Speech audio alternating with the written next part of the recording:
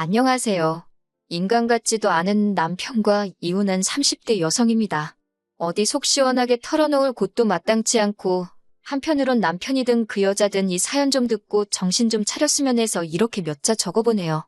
왕년에 고생 한번 안 하는 사람 없다지만 제 인생도 참 박복합니다. 저를 낳으면서 죽을 고비를 넘기셨다는 어머니는 제 나이 15에 돌아가셨거든요. 그리고 한 1년은 할머니와 함께 지냈는데 할머니가 저를 어찌나 미워하시던지요. 딸이라서 밉다, 키가 커서 싫다, 지 애미 잡아먹은 X, 사춘기로 한참 예민하던 시기에 할머니의 폭언에 얼마나 시달렸는지 몰라요. 그런 와중에 저희 아버지는 돈 벌어온다고 집안 곳곳을 전전하셨다 들었는데 그러다 하루는 아버지보다도 한참 어려 보이는 여자를 데려왔습니다. 새어머니라 하더군요. 새어머니만 놓고 이야기하자면 나쁜 분은 결코 아니셨어요. 하지만 그땐 저도 어렸으니 새어머니한테 어떻게 다가가야 할지 몰랐고 새어머니도 어떻게 엄마 노릇이란 걸 해야 하는지 감을 못 잡는 눈치였네요. 게다가 아버지가 출근하고 나면 할머니는 새어머니를 정말 못살게 괴롭혔어요. 별것도 아닌데 손이 크네, 엉덩이가 가볍네 어쩌네 저쩌네 그냥 넘어가도 될 것 같은 일들로 새어머니한테 화를 내고 소리를 지르고 그리고 아버지는 그런 새어머니를 지켜주지 못하시대요. 그도 그럴 것이 어려서는 잘 몰랐는데 돌아가신 어머니 병원비다 뭐다 해서 아버지가 할머니한테 돈을 많이 가져다 썼던 모양이에요. 할머니도 할머니대로 다 큰 아들이 저러니 얼마나 답답했겠어요? 그러니 그 화풀이를 저한테 하다가 나중에 내 먼 새어머니한테 했던 거지요. 그리고 아버지는 자기 때문에 새어머니가 공경에 처하는 걸 뻔히 알면서도 나몰라라 하기 일쑤였고요. 결국 저희 새어머니는 아버지가 돈 벌어온다고 지방에 내려간 어느 날 오밤중에 흔적도 없이 사라졌습니다. 이후로 아버지가 어떤 심정으로 사셨는진 솔직히 모르겠어요. 단 한 번도 저에게 그 속을 내비치신 적이 없으니까요. 다만 새어머니까지 집을 떠나자 아버지는 완전히 일을 손에서 놓으셨습니다. 자식인 저는 눈에 보이지도 않았나 봐요. 하루가 멀다 하고 낮밤으로 술만 찾아대셨지요. 누가 술이라도 한 잔 사준다 하면 거절하는 법이 없었고요. 돌아가신 그날도 동네 아저씨들하고 술을 드셨대요. 한 아저씨가 데려다 준다 하는 걸 아버지가 자긴 멀쩡하다고 고집을 피우곤 혼자 집으로 향하셨다는데 경찰한테 전화를 받고 병원으로 가니 이미 싸늘하게 식어버린 아버지가 저를 기다리고 계셨습니다. 도로에서 자동차 세대에 연달아 치이셨다고요. 저희 아버지 사건은 뉴스에도 나오고 잠깐이나마 세상을 떠들썩하게 했지만 금방 또 잊혀졌어요. 세상살이가 원래 그렇잖아요. 이후로 저는 다시 할머니와 둘이 지내게 되었는데 이렇게 표현해도 될지 모르겠지만 사는 게 아니대요. 아버지가 그랬듯이 할머니도 술을 찾기 시작하셨고 언젠가 한 번은 저더러 공부는 해서 뭘 하냐며 제 교과서를 다 찢어버리셨지요. 그러다 고등학교를 졸업한 다음 날 할머니가 저를 불러 200만 원을 손에 쥐어주시더니 나가랍니다. 저를 보면 돌아가신 어머니 아버지 생각이 나서 억장이 무너진다고 당신 앞에서 사라지라대요. 그렇게 집을 나왔어요. 아니, 쫓겨났어요. 그리고 이후로 주변 사람들에게 물어물어 공장에 취직을 하게 되었고요. 공장 생활은 생각보다 나쁘지 않았습니다. 묵묵히 맡은 일만 잘하면 매달 꼬박꼬박 월급이 들어오니 그 돈 모으는 재미로 살았지요. 그러다 제 나이 25에 지금의 남편을 소개받았습니다. 이후로 6개월의 짧은 연애를 하고 단촐한 결혼식을 올리며 부부의 연을 맺었네요. 결혼할 때 제가 모아둔 돈과 남편이 모아둔 돈으로 작은 전세방을 구했어요. 시부모님은 부모 없는 제 처지가 마음에 안 든다며 전혀 도움을 안 주셨고요.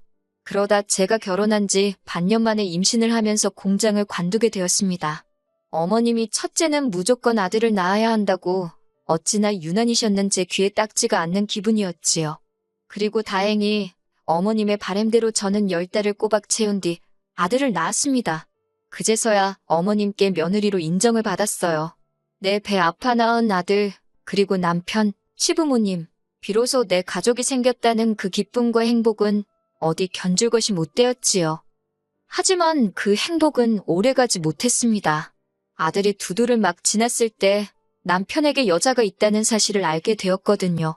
주말이었는데 이른 아침부터 남편이 회사에 가서 확인할 게 있다며 집을 나서더라고요.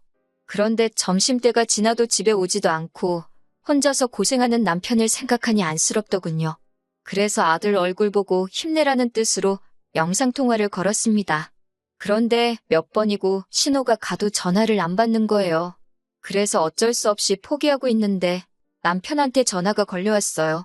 얼른 받았더니 남편이 누구랑 이야기를 하고 있더라고요. 전에도 종종 휴대폰을 엉덩이로 잘못 눌러서 엉뚱한 데다 전화를 걸곤 했는데 이번에도 그런 모양이었지요. 그래서 전화를 끊으려고 하는데 어떤 여자가 남편한테 오빠 어쩌고 그래요.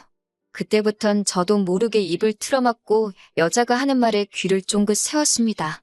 30초 남짓의 짧은 대화였지만 둘이 어떤 사이인지는 알고도 남을 만큼 저질스러운 대화가 오고 가더군요. 휴대폰을 들고 있던 제 손이 바들바들 떨리고 있었네요. 남편은 그날 늦은 밤이 돼서야 들어왔습니다. 남편에게 데이트는 잘했냐고 물으니 남편이 뜬금없이 그게 무슨 소리냐고 그래요. 그래서 아까 휴대폰으로 당신이 생중계해주지 않았냐 했지요. 그러자 남편이 허겁지겁 자기 휴대폰을 확인하더니 되도 않는 변명을 늘어놓더군요. 영업하느라 만난 거라나 어쩐다나 영업을 몸으로 삶아떼고 하냐고 쏘아붙이니 저더러 하는 말이 집구석에 있는 제가 뭘 알겠냐입니다. 그러면서 저더러 거울 좀 보래요. 일주일 중 하루 쉬는데 너가 남자면 너 같은 여자랑 집구석에 있고 싶겠냐고요. 비참하고 화도 나고 더 속상한 건 이럴 때 전화할 친정도 친구도 없다는 사실이었어요. 그런데 누구한테라도 이야기를 하지 않으면 속이 까맣게 타들어갈 것 같더라고요. 그래서 고민 끝에 같이 공장에서 일하던 언니한테 전화를 걸었습니다. 언니가 제 이야기를 듣더니 잘 살고 있는 줄 알았는데 이게 웬일이냐며 그래도 이혼은 하지 말라대요. 지금 네가 가진 게 뭐가 있냐고 이혼하면 그 XX들만 좋은 일 시키는 거라고요. 그러면서 이참에 저더러 다시 일을 시작하래요. 어쨌든 돈이라도 몇 푼 쥐고 있어야 더 더러운 꼴은 안 볼 거라면서요. 언니 말을 듣다 보니 일리가 있더라고요. 당장 남편을 보면 더럽고 혐오스러울 것 같은데 그간 모은 돈은 이 집구석에 다 묶여있지. 생활비는 타서 쓰니 여윳돈도 없지. 그 생각을 하니 서글픈 거예요. 그래서 바로 언니한테 어디 아는 일자리 없냐 물으니 마침 자기 아는 사람 사무실에서 사람을 구하더라며 자기가 다리를 놔주겠답니다. 공장만큼 돈은 안 주지만 그래도 애 키우면서 하기엔 나쁘지 않을 거라고요. 그렇게 일을 시작했습니다. 남편은 바람핀 걸 걸린 이후로 에라 모르겠다 식으로 더 뻔뻔하게 나오기 시작했어요. 제가 일을 한다고 하니 저 같은 애를 누가 써주냐면서 아주 무시를 하더군요. 너무 모욕적이었지만 정말 갈 곳이 없어서 기댈 곳이 없어서 이를 악물고 그 수모를 견뎠습니다. 아이는 어머님이 맡아주신다 하셔서 거기다 맡겼고 저는 회사 일을 시작했어요. 언니 말대로 월급은 많지 않았지만 그래도 집이 아닌 곳에서 제 할 일이 있다는 그 사실만으로도 큰 위로가 되더군요. 잡생각을 잊기 위해 일을 정말 열심히 했어요. 사장마저 저한테 적당히 하라고 할 정도로 말이에요. 저는 월급을 받으면 70%를 주식에 부었습니다. 위험한 게임이라고 생각했지만 이렇게 하지 않고는 돈을 불릴 방법이 안 보이더라고요. 그리고 마침 사장이 제가 주식에 관심을 보이니 자기도 주식 투자를 하고 있다며 이리저리 도움을 주었어요. 이후로 어느 정도 그렇게 제 손에 목돈이 생기니 자신감도 생기대요. 남편이 바람을 피든 말든 무관심해지더라고요. 저 인간 없다고 내가 못 살 것도 아니다 싶었달까요. 그렇게 한 2년쯤 지났습니다. 아들은 어느덧 유치원생이 되었고 저도 회사에서 완전히 자리를 잡은 상황이었지요. 하지만 남편에게는 계속해서 근근히 계약직을 유지하고 있다는 식으로 이야기를 했어요. 혹시나 저한테 돈이 있는 걸 알면 어떻게든 뺏으려 들진 않을까 걱정이 되었거든요. 그리고 여자의 눈이 멀어서 그런 건지 제 말을 그냥 고지고대로 믿대요. 아니, 어쩌면 그냥 관심이 없었던 걸 수도 있고요. 솔직히 말하자면 가정은 지키고 싶었어요. 남편이 미워서 정말 죽기를 바란 적도 있었지만 그래도 아들을 위해서 이혼만은 안 하고 싶었지요. 어머님 아버님과는 원만하게 지내고 있었으니 남편만 제자리를 찾으면 될 것 같았거든요.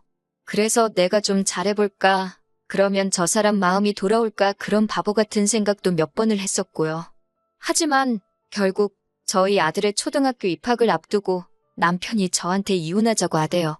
이대로는 더 못 살겠다고. 그리고 그 여자가 임신을 했답니다. 저더러 그 애를 키워줄 거 아니면 이제 그만 자기를 놔달래요. 그런 소리까지 들은 마당에 껍데기만 잡고 살면 뭐하나 싶대요. 그래서 그러자 했어요. 그리고는 남편더러 대신 이 전세집 보증금은 전부 내가 갚겠다. 아들은 데려가라 했습니다. 변명같이 들리겠지만 저 혼자서 아들을 잘 키울 자신이 없었거든요. 그나마 어머님 아버님도 손자인 아들한테는 껌뻑 죽고 남편도 아들한테는 자상하고 좋은 아빠였으니 엄마인 저랑 단둘이 있는 것보단 낫겠다 싶어서 내린 결정이었네요. 재산이고 양육권이고 변호사 선임해서 깔끔하게 처리하면서 이혼하니까 3달도 채 안 걸리더라고요. 3달 동안 남편은 보란듯이 그 여자 집에 가 있었고 저는 평소와 다름없이 생활했습니다. 서운했던 건 어머님 아버님이 저희가 이혼하기로 했다는 이야기를 들으시곤 저더러 좀 참지 그랬냐면서 제 탓을 하셨다는 거예요. 말이라도 아들 그렇게 키워서 미안하다 그런 소린 안 하시더군요. 남자가 원래 한두 번 정도는 한눈을 팔고 그럴 수도 있는 거라고 내버려두면 알아서 제자리를 찾는데 제가 일을 크게 만든 거래요. 그런 말을 듣고 있으니 역시나 팔은 안으로 굽는구나 싶고 한편으론 내 편 들어주는 친정이 없다는 게 서럽더군요. 한편 회사에다가는 사실 이혼 이야기를 하는 게 맞는 건지 어떻게 해야 하는 건지 잘 모르겠대요. 그런데 공장 언니가 귀띔을 해준 건지 저를 뽑아준 사람하고 사장이 먼저 아는 체를 해왔어요. 기분이 나빴다기보다는 큰 숙제 하나를 누가 대신 해결해준 것 같아서 후련했네요. 그리고 이후로 그럭저럭 잘 지냈습니다. 아들이 보고 싶어서 밤새 눈물로 지샌 날도 있었지만 마음을 독하게 먹고 버텼지요. 그게 아들을 위한 길이라고 생각했으니까요. 어느 정도 정리가 되면서 저는 전세 보증금의 그간 주식으로 모은 돈을 합해 작은 아파트 한 채를 사들였습니다. 시기를 잘 타서 시세보다 저렴하게 대출도 거의 받지 않고 샀지요. 인테리어도 큰돈 들여 했어요. 새로운 집에서 좋은 기운 받아서 잘 살아보자고 몇 번이고 스스로에게 되뇌었지요. 그러다 3달 전 남편으로부터 연락을 받았습니다.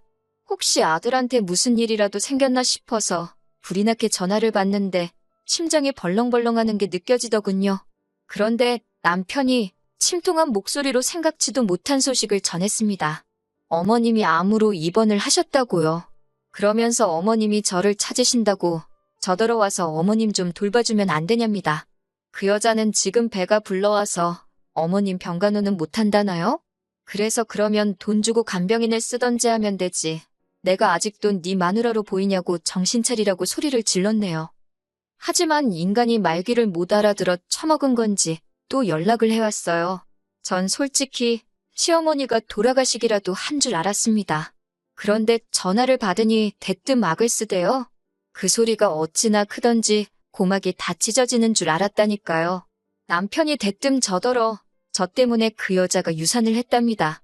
밑도 끝도 없는 남편의 말에 황당해서 그게 무슨 소리냐니가 제가 어머님 병간호를 안 해줘서 그 여자가 병간호를 했다나요? 어이가 없어서 간병인을 쓰면 되지. 그걸 왜 임산부를 시켰냐고 쏘아붙였지요. 그랬더니 그 여자가 어머님한테 잘 보이고 싶다면서 자진해서 한다고 했대요. 더 어이가 없었지요. 제가 한 걸 왜 나한테 날린가 싶어서. 그런데 어머님이 자꾸 그 여자 하는 것마다 저랑 비교를 하셨나 봐요. 그 여자가 스트레스 받는다고 몇 번을 이야기하더니 결국 출산을 한 달도 안 남기고 애를 잃었다고요. 듣고 있으니 그 여자도 어지간히 멍청하네 싶으면서도 그게 왜 내 탓이라는 건지 점점 화가 나는 거예요. 결국 열받아서 이게 다 당신이 남한테 피해주고 살아서 주변 사람들이 벌 받는 거라 했습니다. 네가 남의 가슴에 못 박은 거 지금 돌려받는 거라고 다 네 업보 때문이라고요. 그러면서 애 하나로 끝날 것 같냐고 지금 생각해보면 꽤나 잔인한 말을 퍼부었던 것 같아요. 솔직히 제가 남편 뺨을 올려치거나 그런 건 아니지만 정말 신이 있구나 싶어서 무섭기도 하고 남편이 처한 상황이 고소하기도 하고 그래요. 카르마라는 게 정말 있기는 한가 봅니다. 아, 그리고 이런 와중에 속 편한 소리 같지만 저는 회사 사장님하고 조금씩 서로를 알아가 보기로 했어요. 그리고 아들에 대한 친권과 양육권을 되찾아오기 위해 변호사도 선임했고요. 하루빨리 모든 게 정리가 돼서 제 인생에도 따뜻한 봄날이 찾아오면 좋겠습니다.